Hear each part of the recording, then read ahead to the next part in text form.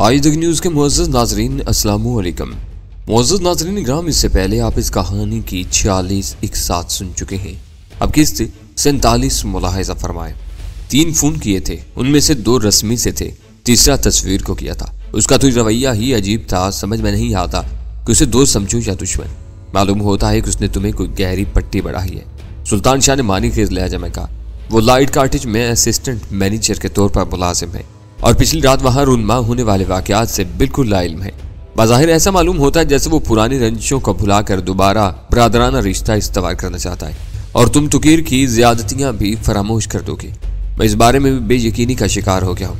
मैंने बरसों पहले उन दोनों को देखा था और अब हाफसा बिल्कुल साफ है। अगर मेरे घर आने वाला खुद ही तुकीर की हैसियत से अपना तारुफ न करवाता तो मेरा पहचानना नामुमकिनात में से था। लेकिन तस्वीर का कहना है कि तुकीर पिछले 2 महीनों से गैर मुल्की दौरे पर निकला हुआ है और आजकल ओटावा में मुकीम है। उसके इस्तफसार पर मैंने उसे अपनी और तस्वीर की गुफ्तगू की तफसीलात सुना डाली। बज़ाहिर तो उसकी किसी बात पर शुबा करने का जवाज नजर नहीं आता। मेरी पूरी कहानी सुनकर सुल्तान शाह बड़बड़ाया, तुम्हारा क्या अंदाजा है इस बारे में? खुदा करे कि वो सच बोल रहा हो, मुझे तो उसकी किसी बात में झोल नजर नहीं आया और मुझे पूरी कहानी में साजिश की बू आ रही है। उसने तवील सांस लेकर कहा, यह कैसे मुमकिन है कि लाइट कार्टेज के 3 मुलाजिम मार दिए जाएं और असिस्टेंट मैनेजर को उसकी हवा भी न लग सके। इन मामलात से अपनी लातालगी जाहिर करके वह तुम्हें घेरना चाह रहा है। जहां ताकत काम न दे वहां झूठ बड़े काम निकाल देता है। ये शुबा मेरे जहन में भी है। वो लोग मेरा सुराग खो चुके हैं और हमारे हाथों जिक्र भी उठा रहे हैं। हो सकता है कि अब उसने हमदर्दी का लिबादा ओढ़कर जाल टालने का फैसला कर लिया हो। फिर तुम्हारा क्या इरादा है? उसे मौका फराम करोगे या अपनी कार्रवाइयों में शिद्दत पैदा करोगे? अभी कुछ नहीं कह सकता। पहले होटल पहुंचकर ऑपरेटर्स पर उन लोगों से रजू करूंगा।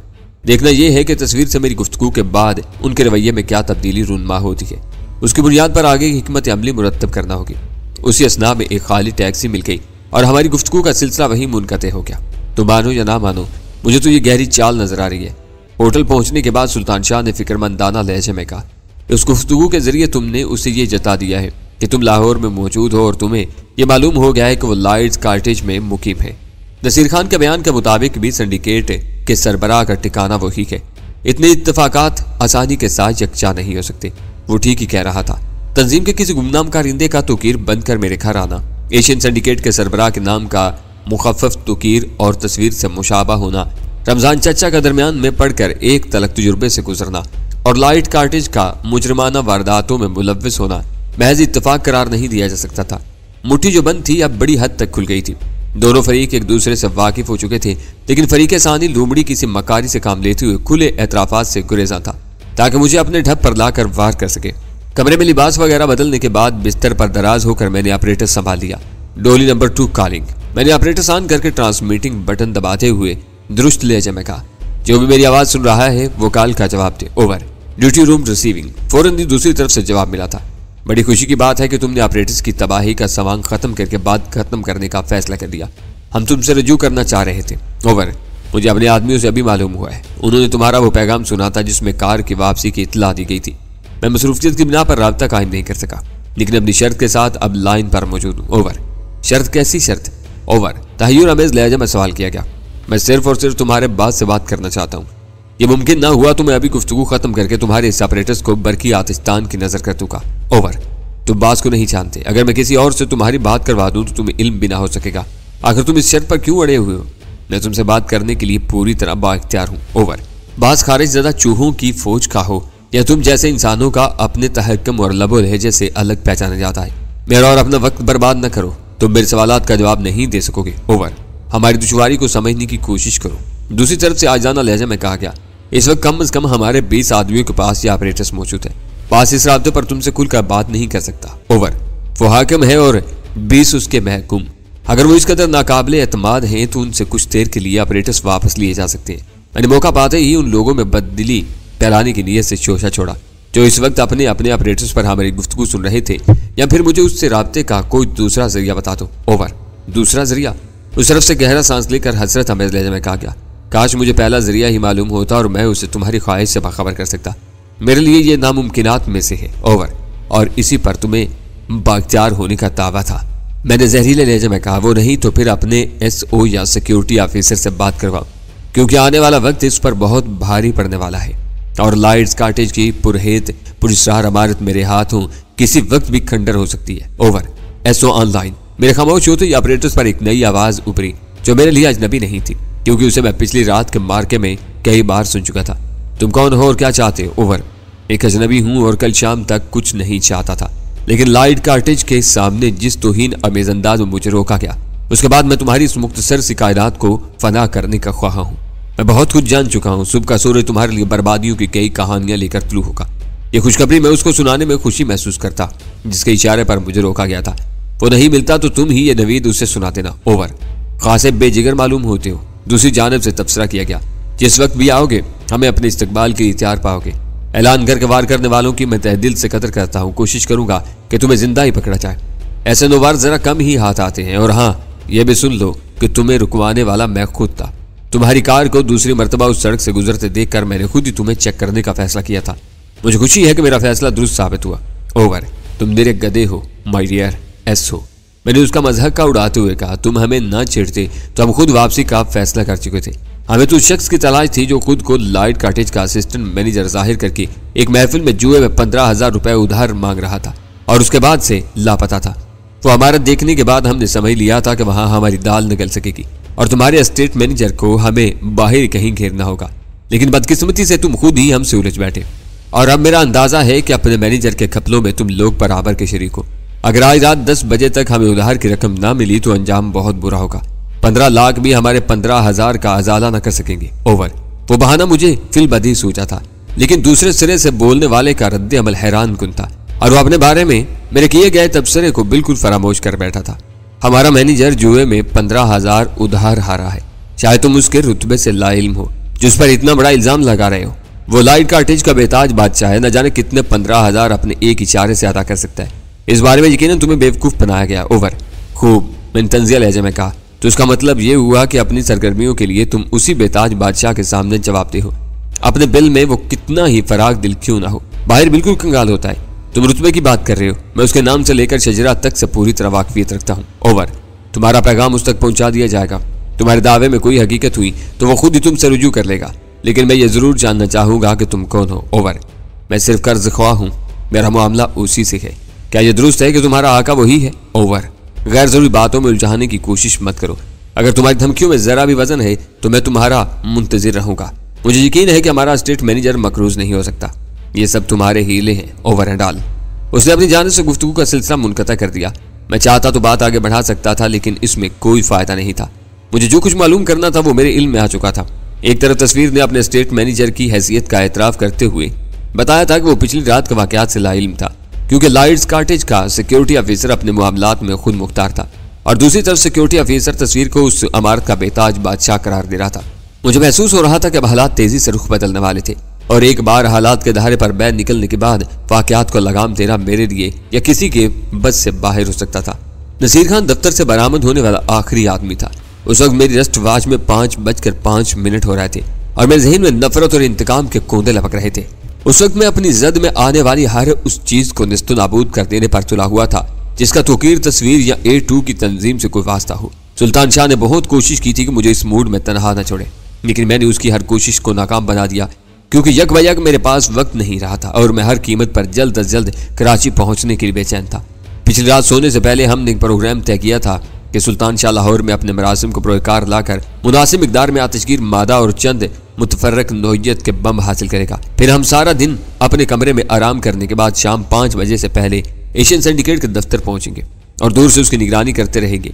नसीर खान के दफ्तर से बरामद होते ही सुल्तान शाह उसका ताक़ुब शुरू कर देता और उसके पीछे पीछे घर पहुंचकर उससे वो फहरिस्त हासिल कर लेता जिसका वादा हो चुका था। इस दौरान में मैं दफ्तर के करीब छुप कर उस शख्स का इंतजार करता जो नसीर खान के बयान के मुताबिक दफ्तर बंद होने के बाद पुरस्कार तौर पर वहां आकर बाज के लिए रखी हुई डाक और कैमरे का इस्तेमाल शुदा रोल निकाल ले जाता था। मुझे उस शख्स के पीछे अंदर घुसना था और उससे बाज पुरस के बाद उसे हलाक कर देना था। साथ ही अपनी जेबों में मौजूद मादे के जरिए फर्म के दफ्तर को नजर आतिश कर देना था। उस दौरान वो सुल्तान शाह नसीर खान से जल्द अज जल्द फारिग होकर वापस लौटता और मुदाखलत किए बगैर बाहर मेरे इशारे का मुंतजिर रहता।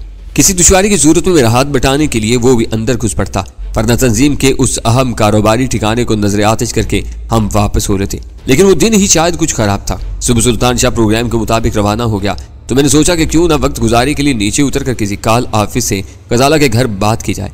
वैसे भी वो पिछले दिन काफी अरसे की नजरबंदी के बाद अपने मकान की चारदीवारी से निकली थी और मेरी बात होने तक वापस नहीं लौटी थी। फोन का सिलसिला मिलते ही मेरी आंखों के आगे तारीख दायरे नाचने लगे। फोन पर मेरी आवाज पहचानते ही कर्नल किसी बच्चे की तरफ बिलख कर रो पड़ा। सहेली की शादी की तैयारियों के सिलसिले में गई हुई गजाला न घर लौटी थी, न शहर में उसका कोई पता था। उससे आगे ना मैं कर्नल से कुछ पूछ सका और ना वो मुझसे बात कर सका। मैंने बूथ में रिसीवर क्रैडल से लटकाकर काउंटर पर कॉल की रकम की अदायगी की और वापस होटल की तरफ चल दिया। वही शहर था, वही सड़कें थी और मैं दूसरी बार अपनी जात के उस नाकाबिले बयान कर्ब से आशना हुआ था। जब मुझे अपनी कोख से जन्म देने वाली माँ इस दुनिया से गई थी तो मैं किसी अंधे, बहरे और गूंगे की तरह मुसलसल कई दिन और कई रातों तक रोता पीटता रहा था। ना मुझे भूख लगी थी, ना प्यास ने सताया था, बस ज़हन में एक भयानक सी गूंज थी। तन्हा रह जाने का एक नाकाबिले बयान खौफ था जो मेरे रगों में गहरा और गहरा उतरता जा रहा था। और गजाला की गुमशुदगी की खबर भी मेरे लिए उस कदर कर्मनाक थी। वो खबर सुनकर मेरे असाब झुंझुना उठे थे। यूं मालूम हो रहा था जैसे जिंदगी के दामन में मेरे लिए कुछ भी न रहा हो। मुझे भरे बाजार में बेदर्दी के साथ लूट लिया गया हो। शायद उस बार भी मैं सदमे और सख्ती की कैफियत में उस बेरहम शहर की फुटपाथों और गलियों में चलता ही रहता, लेकिन माँ की मौत की खबर पाने वाले तनवीर अली के मुकाबले में मंगेतर की गुमशुदगी की इतला सुनने वाला तनवीर अली ज्यादा पुख्ताकार और जहां दीदा था। जो मैं यूं ही गुम रहता तो गजाला का मुस्तकबिल क्या होता। उसकी रोशन पेशानी पर मकरू और होलनाक हाथों के गलीज निशानात का तस्वुर करके मेरे वजूद की गहराइयों में एक भयानक इफरीत चाक उठा जो सरापा तबाही था, जिसके हर नफ्स में नफरत और इंतकाम के अज़दे फुनकार रहे थे। और जिस रूप में भी हो, बज़ाहिर औरत सिर्फ औरत होती है, लेकिन ये एक सरसरी सा फलसफा है। औरत के 5 रूप होते हैं, माँ, बहन, बेटी, बीवी और महबूबा, और इनमें से हर रूप का अपना ही एक असर होता है। गजाला क्या गुम हुई थी, मुझे यूं महसूस हो रहा था जैसे दुनिया का पूरा निजाम बिगड़ गया हो। रक्शी से तस्वीर तक सब ही मेरे मुजरिम थे और उनका अंजाम इबरतनाक था। सुल्तान शाह मतलूबा सामान लेकर खुशी खुशी वापस आया तो मेरे सुते हुए चेहरे और इंतकाम से जलती हुई आंखों को देखकर सहम गया। मेरी हालत शायद उस कदर अबतर थी कि वो मुझसे सवाल करने की हिम्मत भी न कर सका, मगर मैंने उसे जज्बात से आरी खोखले लहजे में उस सच्चाई से आगाह कर दिया जो उस वक्त मेरी रूह का आजाब बनी हुई थी और वो पूरे वजूद से काम कर रह गया। उसकी जुबान से मेरी हमदर्दी में एक लफ्ज भी ना निकल सका, क्योंकि वो उन लोगों से खूब वाकिफ था जिनसे हमारी ठनी हुई थी। वह जानो माल नहीं, मेरी आबरू के भी बदतरीन दुश्मन थे। वो कमरे में बैठा एक टुक मुझे देखता रहा, न दिलासा दे सका, न इंतकाम पर उकसा सका। और जब दिन ढलने लगा तो मैं उसका लाया हुआ सामान एक थैले में समेटने लगा। उस वक्त सुल्तान शाह ने पहली बार जुबान खोली और मुझे अपना प्रोग्राम मुलतवी करने का मशवरा दिया, क्योंकि उस वक्त उसकी दानिश में मैं ज़हनी ताअत्तुल का शिकार था और किसी बड़ी कार्रवाई के नतीजे में कामयाबी के बजाय नए मुसाइब मोल ले सकता था। लेकिन मुझ पर दीवानगी तारी थी। मैंने उसे फटकार दिया। जब उसका इसरार बढ़ा तो शायद मैंने उसे तकीर और तस्वीर का एजेंट भी करार दे डाला। ये इल्जाम ऐसा था कि उसकी जुबान बंद हो गई और वो हुक्म की तामील पर उतर आया। मुझे मालूम था कि उस वक्त मुझसे कुछ दूर एक गली में छुपा नसीर खान का मुंतजिर था। उसकी आदत के पेश नज़र मुझे ये भी यकीन था कि वो शायद नसीर खान के घर पहुंचने तक सब्र न कर सके, बल्कि मेरी तन्हाई के ख्याल से नसीर खान को रास्ते में रोक कर मतलूबा फहरिस्त का मुतालबा कर बैठे। लेकिन उस वक्त वो सब सुल्तान शाह के मसाइल थे। मेरी पूरी तवज्जो सिंडिकेट के दफ्तर पर मरकूज थी, जिसका गजाला के अगवा कुनिंदगान से गहरा ताल्लुक था। नसीर खान ने दफ्तर का बैरूनी दरवाजा मकफिल करके चाबियां जेब में डाली और उजलत के साथ फुटपाथ पर एक तरफ हो लिया। उसी लम्हे एक करीबी गली से सुल्तान शाह नमूदार हुआ और तेज कदमों से चलता हुआ उन लोगों की भीड़ में मदगम हो गया जो दफ्तर से छुट्टी होने के बाद अपने अपने घरों की तरफ जा रहे थे। सब अपने अपने घर जा रहे थे, लेकिन मैं कहाँ जाऊं? बेख्तियार मेरे ज़हन में रक्शी का सुनाया हुआ एक शेर दर आया, शाम होने को है किधर जाए, अपना घर हो तो अपने घर जाए। मेरा भी घर जल चुका था, मैं भी किधर जाता। मैं इन्हीं ख्यालों में खोया हुआ था कि एक कविउल जुस्सा मर्द एशियन सिंडिकेट का दरवाजा खोलकर अंदर दाखिल हो गया। मैंने फुर्ती के साथ अपनी जगह छोड़ दी। फुटपाथ अबूर करके मैंने दरवाजे पर जोर आजमाई की तो खुदकार मैकेनिज्म के तहत दोबारा मकफिल हो चुका था।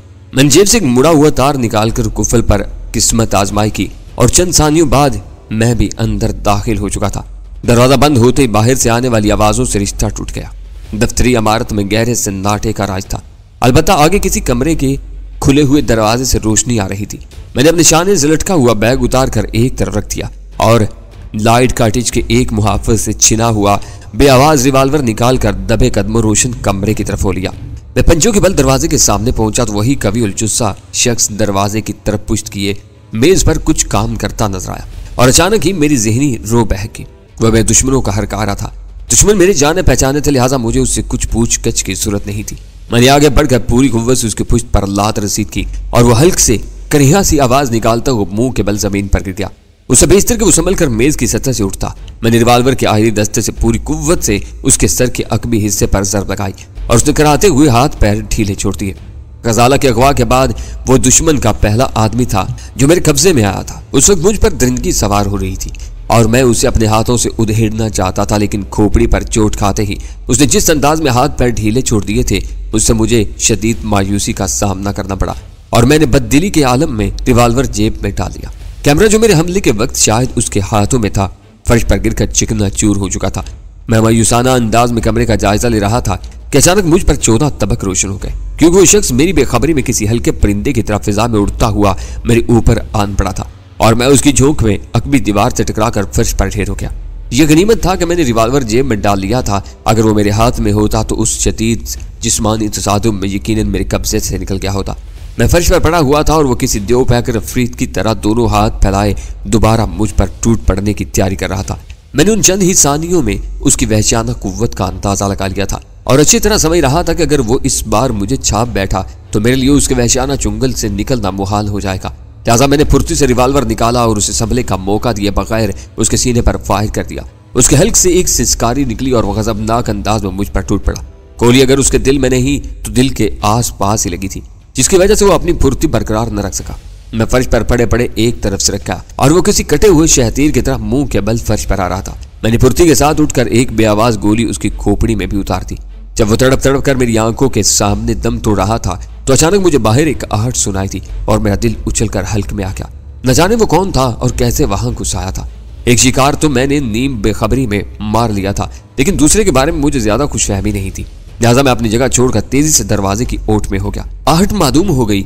मैं सांस रोके दरवाजे की ओट में खड़ा रहा। मेरा शिकार आखिरी सांसों पर था। उसका बदन होले होले लर्ज रहा था और वो किसी भी लबे जिंदगी का साथ छोड़ सकता था, लेकिन वो आहट, मुझे पूरा यकीन था कि मुझे कोई गलतफहमी नहीं हुई थी। अपने शिकार के तड़पने की सरसराहटों में वो आवाज मैंने वाज़ेह तौर पर सुनी थी। मेरे और दम तोड़ने वाले के अलावा कोई और भी इस छत के नीचे मौजूद था, लेकिन वो कौन था?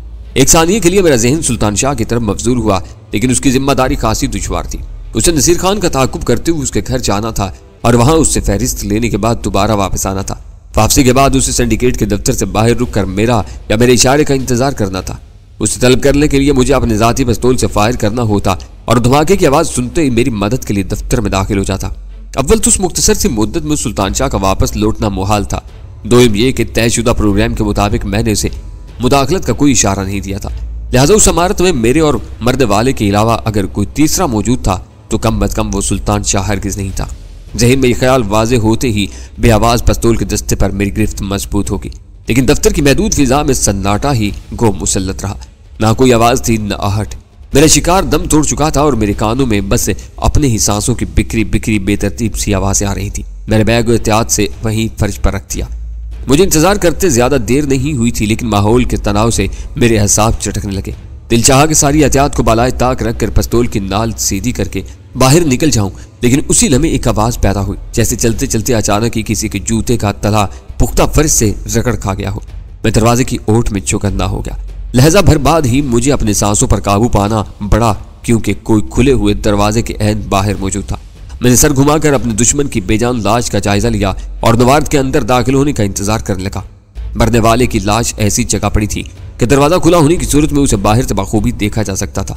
वो मुंह के बल गैर फितरी अंदाज में मुड़ा तुड़ा हुआ फर्श पर पड़ा हुआ था। उसके सर के जख्म से बहने वाला ताज़ा ताज़ा खून कालीन के खासे बड़े हिस्से को दागदार कर चुका था। उन अलामतों को देखकर दूर ही से अंदाजा लगाया जा सकता था कि वो जिंदगी से अपना हर रिश्ता मुनक़ते कर चुका था। अंदर कौन है? अचानक बाहर की राहदारी से एक तहमकाना आवाज गूंजी और मैं अपनी जगह पर पहलू बदल कर रह गया। आवाज की समझ से मैंने अंदाजा लगा लिया था कि वो दरवाजे के एंड सामने ही मौजूद था। तुम जो कोई भी हो, मुझे मालूम है कि अंदर ही हो, तो हाथ उठाकर बाहर आ जाओ, वरना मैं तुम्हें बाहर निकालने की 2 तरकीबें भी जानता हूँ। ये ना भूलो कि खून करने के बाद तुम मुझसे कोई राहत हासिल न कर सकोगे। मेरे जवाब का इंतजार किए बगैर उसने दोबारा तलख और गुस्सीले लहजे में जुबान खोली, लेकिन मैं उस बार भी खामोशी रहा। सूरत हाल बहुत नाजुक थी। मैं कमरे में दरवाजे की ओट में मुकैयद था और वह बाहर असलहा बदस्त पूरी तरह आजाद था। जंगी इस्लाह में उसे पेशकदमी का फायदा हासिल था। अगर उसे जरा भी शुबा हो जाता कि मैं दरवाजे की आड़ में छुपा हुआ था तो वो उस खोखले चौबी दरवाजे पर गोलियां बरसाकर उनमें से एक आध मेरे बदन में भी उतार सकता था। चंद सानियों के लिए फिजा पर बोझल सकूत छा गया। फिर वो अचानक ही किसी दीवाने की तरह दौड़ता हुआ अंदर घुसता चला गया। कमरे के वस्त में पहुंचकर जब तक वो पलटा मुझे मोहलत मिल गई। और मैंने उसके निचले धड़ में बेआवाज गोली उतार दी। वो बुरी तरह गुर्राता हुआ मुड़ा और फिजा में बैक वक्त 2 बेआवाज फायरों के खटाके गूंज उठे। मेरी गोली ने उसके दाहिने हाथ को चाट लिया था और उसका फायर काफी बुलंदी पर दीवार में लगा था। वो जख्मी होने से पहले ही अपने पिस्तौल का ट्रैगर दबा चुका था, क्योंकि जख्मी होते ही पिस्तौल उसके हाथ से निकल गया और मैंने जस्ट लगाकर पूरी कुव्वत से उसके पेट में लात रसीद कर दी। वो बज़ाहिर खासा जिसीम और शाहज़ोर नजर आ रहा था, लेकिन पै दर पै वार होते ही उसके औसान खता हो गए। उसने वहशियाना अंदाज में मेरी टांग से लिपट पड़ने की कोशिश की और शायद पिंडी को दांतों से उधेड़ना भी चाहा, लेकिन उसकी रान पर आया वो जख्म मेरी मुजाहमत का बोझ न सहार सका और वो लड़खड़ा कर नीचे ढेर हो गया। मैंने बढ़कर उसका बेआवाज रिवाल्वर भी अपने कब्जे में कर लिया। खड़े नहीं हो सकते तो शराफत से नीचे बैठ जाओ। मैंने उसे उठने की नाकाम कोशिश से बाज रखते हुए सख्त लहजे में कहा कि याद रखना कि हुक्म अदूली की सूरत में सारा बदन जख्मों से दागदार करके सिसकता हुआ छोड़ जाऊंगा और इस दफ्तर में लगने वाली आग के चोले आहिस्ता आहिस्ता तुम्हारे वजूद को चाट जाएंगे। उसके नुक्ता नफरत से सूरत हाल बहुत संगीन थी। उसकी आंखों में नफरत और हकारत के बजाय खौफ की कैफियत नमूदार हुई और वो होठों पर जुबान फेर कर रह गया। किसके लिए काम करते हो? मैंने पिस्तौल की नाल को जुम्बिश देते हुए सर्द और सफाकाना लहजे में सवाल किया। तो तुम कौन हो और यहाँ क्या लेने आए हो? उल्टा उसी ने मुझसे सवाल कर डाला। लेने नहीं, मौत का पैगाम देने आया था। आप ये चाहते हो तो सवाल करने के बजाय सीधे सीधे जवाब देते चले जाओ। तो तुम मुझे जिंदा छोड़ दोगे? उसको खौफजदा लहजे में उम्मीद की किरण उठ कर आई। फिर वही सवाल। मैंने उसीले लहजे में कहा, मैं बता देता हूँ कि तुम्हारी जिंदगी का इन्हिसार सिर्फ और सिर्फ तुम्हारे जवाबात पर होगा। हर झूठ का इनाम तुम्हारे बदन पर एक जख्म की सूरत में होगा। लिहाजा जिस कदर बोल सकते हो बोलते जाओ। कोशिश करो कि मुझे कोई सवाल न करना पड़े। मैं किसी के लिए काम नहीं करता। बहादुर ने 3 साल से मुझे 3,500 तनख्वाह पर रखा हुआ था। उसने लाश की तरफ इशारा करते हुए कहा, मेरा काम बस इतना था कि 5:15 से वापसी तक दूर रहकर उसका इंतजार करूं और जब यह फारिग होने के बाद अपनी गाड़ी में जा बैठे तो मैं आजाद हो जाता था। मेरा काम बस उसकी हिफाजत करना था ताकि जब वो दफ्तर में घुसा हुआ हो तो कोई और मुदाखलत न कर सके। किसी बुरे वक्त पर इस्तेमाल करने के लिए बेआवाज पिस्तौल भी उसी ने दिया था, लेकिन 3 बरस में आज पहली बार उसके इस्तेमाल की नौबत आई थी। सिर्फ आधे पौने घंटे के 3,500 मिलते थे। मैंने पूछा। आमतौर पर जल्दी ही फारिग हो जाता था, कभी कभार देर भी हो जाती थी। वो रोजाना यहाँ आता था? रोजाना, उसने जल्दी से सर हिलाकर कहा। छुट्टियों वाले दिन नागा होता था और यहाँ आने का मकसद क्या होता था? ना उसने कभी बताया और ना मैंने जानने की कभी कोशिश की। हम जैसे लोगों को अच्छी तनख्वाह पर ऐसी पक्की नौकरी कहाँ मिलती है जो मैं ज्यादा जानने की कोशिश करता। हर महीने की आखिरी तारीख को तनख्वाह मिल जाती थी। 1 आध घंटे की उस नौकरी को मैं तो मुकद्दर का इनाम ही समझता था। दूसरे धंधों में खतरात के बावजूद इतनी आमदनी नहीं होती। करते क्या हो? मैंने चुपते हुए लहजा में सवाल किया। काचा पहलवान के अड्डे से शहर में हेरोइन सप्लाई करता हूँ। बहादुर से कहाँ मुलाकात हुई थी? एक होटल में वो खुद ही टकराया था। पता नहीं उसे किसने मेरे बारे में बताया था। तुम मेरे पीछे दफ्तर में घुसे थे, मजबूरी थी। उसने बेबसी के साथ कहा। शायद वो इसी दिन के लिए मुझे पाल रहा था। नकब ज़नी भी कर लेते हो, कोई खास बात नहीं है। छोटे मोटे ताले तो लाइन का हर आदमी आसानी के साथ खोल लेता है। क्या तुम इस दफ्तर में काम करते हो? उसे चौंक कर सवाल किया था। शायद वो भूल गया था कि मैं जरा देर पहले दफ्तर को नजर आतिश करने का इरादा जाहिर कर चुका था। मैंने घुराते हुए कहा, यह 3 बरस से इस दफ्तर के राज चुरा रहा था और तुम इसकी मदद कर रहे थे। मैंने इसकी कोई मदद नहीं की। वो हगलाते हुए बोला, मैंने तो आज पहली बार अंदर कदम रखा है। अगर मैं तुम्हें जेर न कर लेता तो तुम हरगिज मुझे जिंदा न छोड़ते। मैं तुम्हें जान से हरगिज न मारता। उसने बुखलाकर जल्दी से अपनी सफाई पेश की। अगर दूर से मुझे अंदाजा हो जाता कि बहादुर मर चुका है तो शायद दखल दिए बगैर खामोशी से वापस लौट जाता। मैं समझा था कि वो सिर्फ जख्मी हुआ है और बेहोश है। नौकरी के अलावा ना मुझे उससे कोई हमदर्दी थी न तुमसे दुश्मनी है। जब वही मर गया तो फिर मेरा किसी से क्या वास्ता? उस वक्त मेरे वजूद में रह रह कर गैज़ो गज़ब और इंतकाम की लहरें उठ रही थी। कराची में गजाला की गुमशुदगी की खबर सुनने के बाद मेरे जहन पर एक स्याह चादर आ गई थी जो हर एहसास पर गालिब आ गई थी और उस चादर पर बस एक ही नक्श नुमाया था कि मैं हर उस बेजान और ज़ीरू शय को फना कर दूं जिसका A2 या उसके गुर्गों से कोई ताल्लुक हो, क्योंकि मेरी दानिश में वो ही लोग गजाला के अगवा के जिम्मेदार थे। उन्होंने लाहौर में अपनी नाकामी का बदला कराची में चुका दिया था, लेकिन उस शदीद हैजानी कैफियत में भी मेरी अकल माऊफ नहीं हुई थी। मुझे महसूस हुआ कि नौवार्द कैदी जो कुछ कह रहा था वो सच पर मबनी था। वो हकीकी मानों में तंजीम का बाकायदा कारिंदा नहीं था। बहादुर ने अपने मखसूस मकसद के लिए उसकी खिदमत हासिल की थी, लिहाजा वो मेरे दुश्मनों के जुमरे में नहीं आता था। अब मैं इस दफ्तर को आग लगाने जा रहा हूँ। उसने बुखलाकर मेरी बात काट दी और घबराए हुए लहजे में बोला, मेरा क्या होगा? अपनी हमाकत से जख्मी न हुए होते तो तुम्हें भी साथ ही लेकर निकलता। मौजूदा हालत में तुम्हारे लिबास पर आए हुए खून के धब्बे इश्तिहार बन जाएंगे। मेरे निकलने के बाद तुम भी आसानी से फरार हो सकोगे। लेकिन तुम आग क्यों लगा रहे हो? दफ्तर तो तुम्हारा अपना है, तुम यही काम करते हो ना? अहमद आदमी, मैं इस दफ्तर का मालिक हूँ। मैं दरवाजे की ओर से अपना बैग निकालते हुए कहा, बहादुर की लाश मेरे लिए मुसीबत बन गई है। तफ्तीश के लिए पुलिस यहाँ पहुंचेगी और फिर मेरा सारा रिकॉर्ड उनकी दस्तरस में होगा। मेरे लिए यह भी नामुमकिन है कि अमले की मदद के बगैर सुबह होने से पहले सारा अहम रिकॉर्ड तलाश करके तलब कर सकूं। लिहाजा दफ्तर को आग लगाना पड़ेगी ताकि पुलिस को यहाँ खाक के सिवा कुछ न मिल सके। लाश में गायब कर दूंगा। उसने पेशकश की। उसकी गाड़ी सामने वाली गली में मौजूद है। रात में किसी भी वक्त लाश उस कार में डाल कर ले जाऊंगा। नहीं, ज्यादा वफादारी दिखाने की कोशिश न करो। कालीन पर खून के दाग हैं। अमले की जुबान बंद रखना मुमकिन नहीं है। उस वाकये की भनक भी पुलिस को मिल गई तो लाश गायब होने के बावजूद जवाबदेही मुश्किल हो जाएगी। वो अहमकाना अंदाज में सर हिलाकर रह गया जैसे अपनी कमकली का एतराफ कर रहा हूं। फिर मैंने उसकी मदद से पूरे दफ्तर में आतिशगीर मादा इस तरह फैलाना शुरू कर दिया कि एक जगह दिया सलाई दिखाई जाए तो आग के शोले दफ्तर के हर गोशे को अपनी लपेट में ले ले। उस कार्रवाई में सिर्फ दाखिली दरवाजे के करीब का कुछ हिस्सा मैंने दानिस्ता महफूज छोड़ा था ताकि नौवार्द मेरे निकलने के बाद वहां ठहर कर इंतजार कर सके। दूसरा मकसद ये भी था कि मैं दफ्तर से बाहर निकलूं तो बाहर से किसी को शोले नजर ना आ सके। उस काम से फारिग होकर मैं नकासी के रास्ते के करीब आया और एक दिया सलाई चलाकर आतिशगीर सियाल में भीगे हुए फर्श पर उछाल दी। एक हल्के से धमाके के साथ शोला लपका और हर सिमत में फैलने लगा। मैं वक्त जाया किए बगैर दरवाजा खोलकर बाहर निकल गया। मेरे कंधे से लटका हुआ थैला वजन में काफी हल्का हो चुका था, लेकिन अब भी उसमें खतरनाक आतिशगीर बम मौजूद थे और मैं उन्हें जल्द अज जल्द A2 के ठिकाने पर इस्तेमाल करना चाहता था। मैं थोड़ी दूर गया था कि सुल्तान शाह राहगीरों की भीड़ में से नमूदार होकर मुझसे आ मिला। उसी लम्हे मुझे अपने अकम में आग आग का शोर सुनाई दिया और फुटपाथ पर बढ़ता हुआ हजूम यक बयक ठहर गया। हर शख्स मुड़ मुड़ कर उसी तरफ देख रहा था जिधर से आग का शोर सुनाई दे रहा था। जो ज्यादा पुरजोश थे उन्होंने हजूम में रास्ता बताते हुए उसी तरफ बढ़ना शुरू कर दिया। उस सूरत हाल में अगर हम लातलकाना अंदाज में पेशकदमी जारी रखते तो शायद लोगों की तवज्जो का मरकज बन जाते। लिहाजा हम दोनों भी वहीं रुक गए। कहाँ आग लगी है? हमें तो कहीं नजर नहीं आ रही। सुल्तान शाह ने करीब खड़े हुए आदमी से कहा, शायद उधर कुछ हुआ है। उसने एशियन सिंडिकेट लिमिटेड के दफ्तर की समत में इशारा करते हुए कहा, जहां बढ़ती हुई भीड़ के बायस ट्रैफिक की रवानी में खलल पड़ना शुरू हो गया था। फिर फिजा में धुएं के कसीफ बादल भी उमड़ने लगे और हम दोनों आहिस्ता आहिस्ता आगे बढ़ने लगे। उसी दौरान हजूम में फैलने वाली बातों से इल्म हुआ कि एक दफ्तर से कोई आदमी उजलत में बाहर निकला था। उसी लम्हे खुले हुए दरवाजे की ओर से कुछ राहगीरों की निगाह अंदर लपकते हुए शोरों पर पड़ गई और वो शोर मचाते हुए उस शख्स की तरफ लपके। वो किसी छलावे की तरह भीड़ में पोश हो गया। क्या सराहना की जा रही थी कि वही दफ्तर में आग लगाकर भागा था। ये किसका जिक्र हो रहा है? मजमे में भीड़ भाड़ से निकलने के बाद सुल्तान शाह ने तजस्सुस समेत लहजे में सवाल किया, शायद तुम देर से लौटे थे इसलिए लाइल्म हो। मैंने कहा, देर से? उसने हैरत से दोहराया, मैं बमुश्किल 10 मिनट में लौट आया था।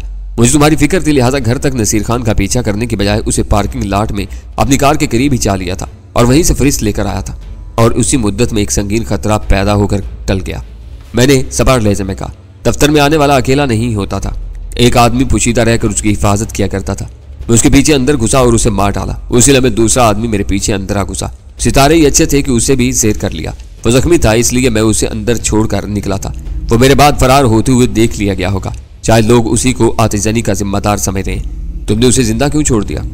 गैर मुतल्लिक आदमी था, तंजीम से उसका कोई वास्ता नहीं है। बिला वजह उसका खून बहाना मैंने पसंद नहीं किया।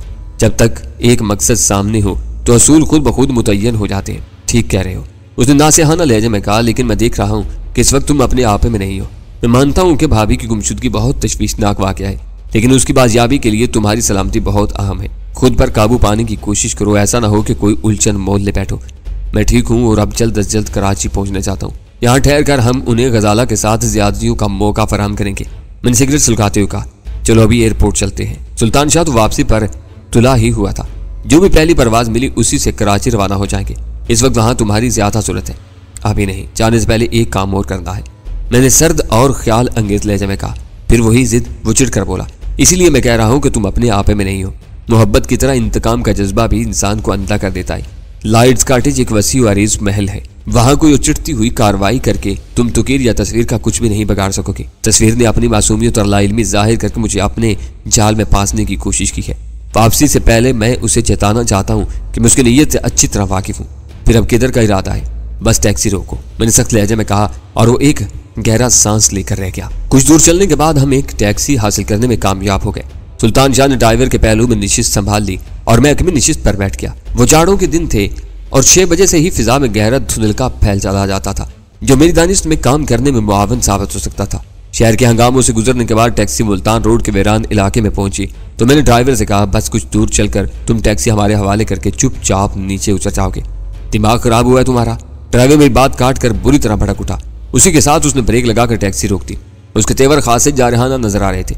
चलते रहो। मैंने पिस्तौल की सर्द आहिनी नाल उसकी गर्दन से लगाते हुए कहा और उस संगीन सूरत हाल का एहसास होती उसकी आंखें फरते खौफ से फैल गई। शरीफाना गुफ्तगू का यह मतलब ना लो कि हम ताकत के जोर पर तुम्हें टैक्सी से महरूम नहीं कर सकते। मैंने अपनी बात जारी रखते हुए कहा, फिर बाएं हाथ से 100 रुपए के 2 नोट निकालकर उसकी तरफ बढ़ा दिए। हमें सिर्फ आधे घंटे के लिए सवारी की जरूरत है और ये इस मुख्तसर सी मुद्दत का मुआवजा है, क्योंकि हमें तुमसे कोई परखाश नहीं है। 8 बजे के लगभग तुम्हारी टैक्सी शहर के किसी मसरूफ इलाके में छोड़ दी जाएगी। चाबी इग्निशन के पायदान के नीचे होगी। मैं टैक्सी नहीं छोड़ सकता। पिस्तौल का लम्स महसूस करके उसकी आवाज पर लुकनत तारी होगी। जहां चाहो मैं तुम्हारे साथ चलने के लिए तैयार हूँ, कोई किराया भी नहीं लूंगा। हम चाहते तो तुम्हें होशियार किए बगैर चलती गाड़ी में बेबस कर सकते थे। मैंने सख्त लहजा में कहा, फिर तुम्हें बेहोश करके रास्ते में कहीं भी फेंक देते, लेकिन हम बिला वजह किसी को एजा पहुंचाने के कायल नहीं है और ना ही तुम्हारी टैक्सी कत्ल या डकैती जैसी किसी संगीन वारदात में मुलव्वस होगी। लिहाजा बेहतर यही है कि जो कहा जा रहा है उस पर अमल करो। उसने बादल नख्वास्ता मेरे हाथ से 2 सुर्ख नोट ले लिए। लेकिन लाहौर कोई छोटा शहर नहीं है बाबू, उसने एहतजाज में लहजे में कहा। मैं गाड़ी की तलाश में कहां धक्के खाऊंगा। जब जबरदस्ती पर उतर आए हो तो इतनी मेहरबानी और करो कि मेरी टैक्सी पुरानी अनारकली के अड्डे पर छोड़ देना, मैं वहीं से ले लूंगा। ये मुश्किल है, इस बात की कोई जमानत नहीं कि पुरानी अनारकली के अड्डे पर पुलिस हमारे इस्तकबाल के लिए तैयार ना होगी। मैं वादा करता हूँ कि 10 बजे तक थाने में रिपोर्ट नहीं करूंगा। उसने खुशामदाना लहजे में कहा, मुझे गाड़ी तुम इससे पहले ही लौटा दोगे। ठीक है, अब तुम उतरो। सुल्तान शाह अचानक दखल दे बैठा। यहाँ उस वीराने में वो बौखला कर बोला, यहाँ तो शहर के लिए कोई सवारी मुश्किल ही से मिलेगी, मुझे शहर में कहीं भी उतार देना। मैं सुल्तान शाह की दखल अंदाजी पर बेजार होकर खिड़की से बाहर देखने लगा था। मेरे कानों में कदरे तवक्कुफ के बाद उसकी आवाज आई, अच्छा तो वापस ही चलो। और टैक्सी वापस शहर की तरफ रवाना होगी। चौबर जी से गुजरने के बाद ड्राइवर ने एक नीम तारीख मकाम पर टैक्सी सड़क के किनारे रोक दी और मुतासफाना अंदाज में अपनी नशिस्त से नीचे उतर गया। सुल्तान शाह ने उसकी जगह संभाली और टैक्सी बर्क रफ्तारी के साथ आगे बढ़ा ले गया। बड़ी अच्छी और बेजरत तरकीब सोची तुमने, सुल्तान शाह कुछ देर के बाद बोला। मैं यही सोच रहा था कि टैक्सी ड्राइवर की मौजूदगी में हम अपने मंसूबे पर कैसे अमल करेंगे, पर हिम्मत है कि मेरी तरकीब तुम्हें पसंद आ गई। मैंने खुश लहजे में कहा, मालूम होता है कि मेरी दखल अंदाजी तुम्हें नागवार गुजरी है। उसने चंद सानियों के सकूत के बाद अफसुर्दा लहजे में कहा, उसके नजदीक टैक्सी उसकी कुल कायनात है। वो बिला वजह गुफ्तगू को तूल दे रहा था। मैंने तो महज बात खत्म करने के लिए जुबान खोली थी। जुबान खोलने पर मुझे कोई एतराज नहीं, मैं तो खुद हमेशा से तुम्हारी हौसला अफजाई करता हूँ। बात सिर्फ इतनी थी कि वो एक सादा दिल मजदूर था और मैं उसे धोखा नहीं देना चाहता था। तो मैंने कब उसे धोखा दिया? उसने हैरत से सवाल किया।